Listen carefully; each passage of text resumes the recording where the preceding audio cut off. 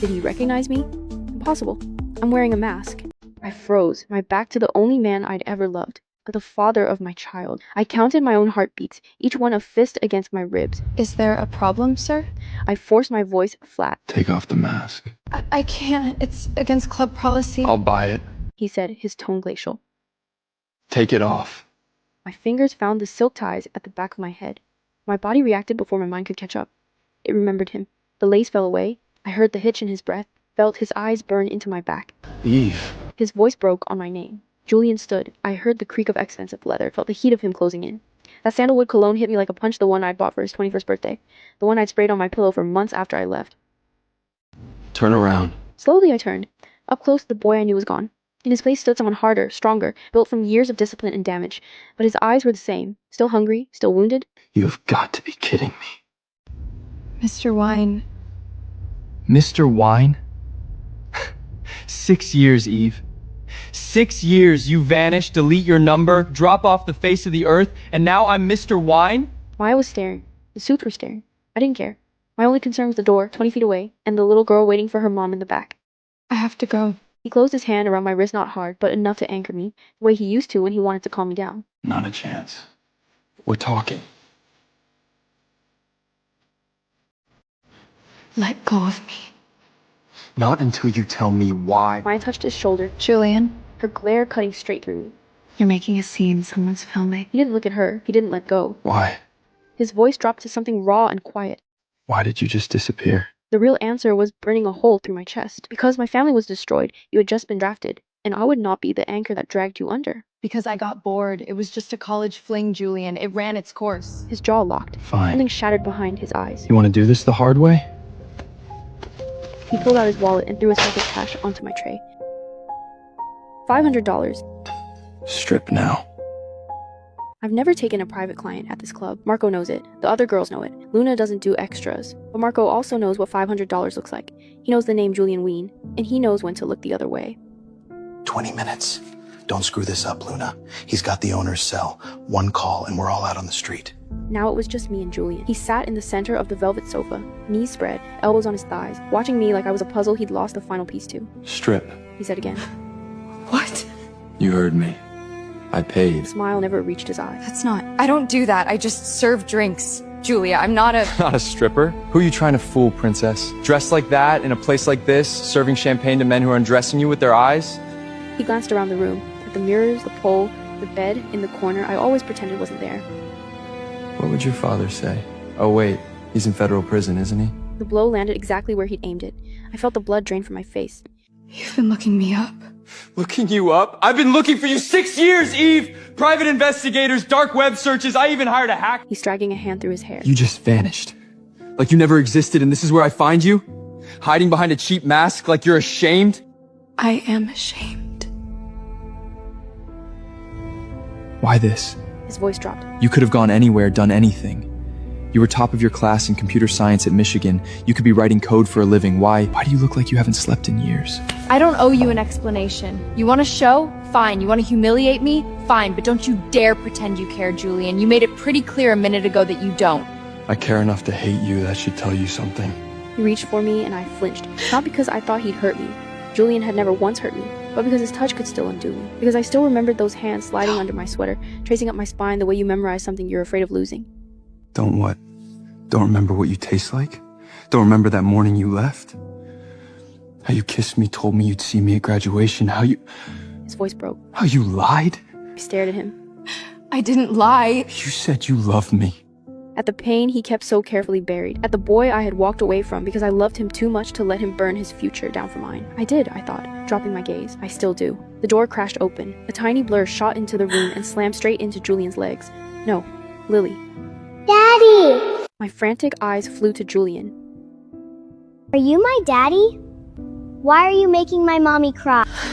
She's just confused. I stammered, my heart slamming against my ribs. Eve, who is she? My mouth opened, then snapped shut. Lily ducked under my arm and planted herself between me and the tall, dangerous stranger. You're very tall. She declared, craning her neck to look up at him. Are you a giant? Julian stared down at her, at the mess of dark curls just like his, at the exact same shade of ice blue eyes, at the stubborn set of her jaw that was all me.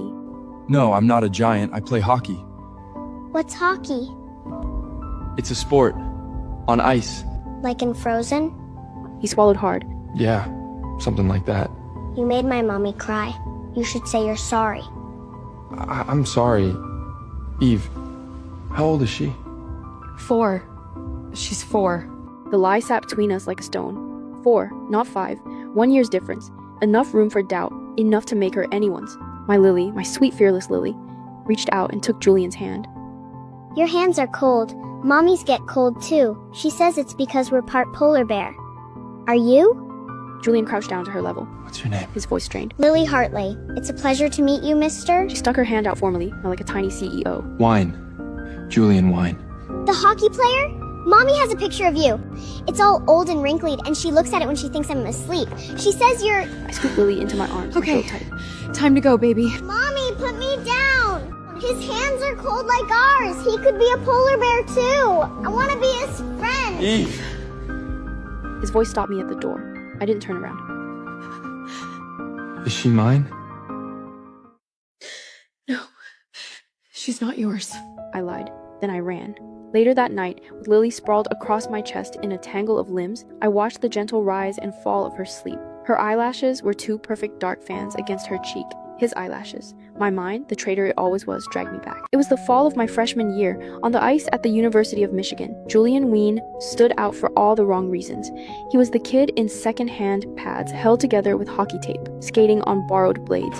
His jersey had been washed so many times the number was barely legible, but he carried himself like none of it touched him.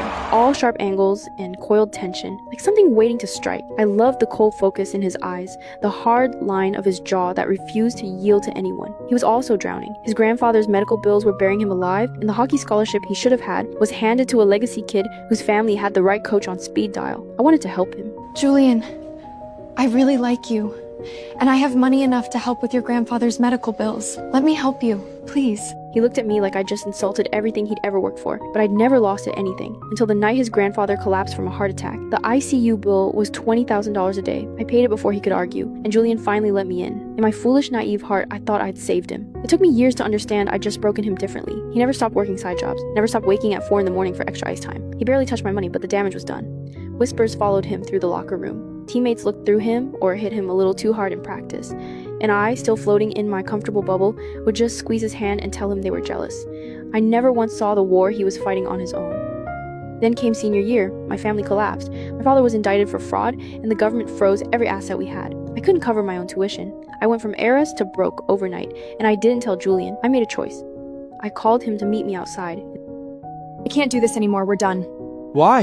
You were fun for a while, Julian, but I'm moving on. Fine. That night I snapped my SIM card in half, deleted every account I had, and caught a bus to Chicago, pregnant and alone. I didn't tell Julian, because I had just found out I was pregnant, and he had just gotten his draft offer from the NHL. I ran from the debt collectors, from the city, from him, Detroit to Chicago to Milwaukee, city to city, until I came back here 3 months ago. I never thought I'd see him this soon. My phone buzzed on the nightstand at 5 in the morning. We need to talk. Don't make me come back to that club to find you. The next night, Marco pulled me aside before my shift. VIP room. He asked for you by name. I can't. Eve. He bought a $20,000 bottle. He's not going anywhere. Just go. Julian was in the same booth alone, in a leather jacket that cost more than my month's rent. He was turning an empty glass slowly between his fingers. I have other tables. Sit down, Eve. I'm not leaving until we talk. Something in his voice made me sit, on the very edge of the cushion, ready to run. Why did you leave? Were you really just done with me? That same predatory stillness he'd always had on the ice. 6 years hadn't thawed the Michigan winter in his eyes. Your number was disconnected. Every account gone. I even called the university's alumni officer. You really didn't want to be found. No, I wanted to scream. I was pregnant. I wasn't going to let you throw away the NHL for me, but I didn't. You always knew what I was like. I got bored. I moved on. That's who I am. I don't believe you. Suit yourself.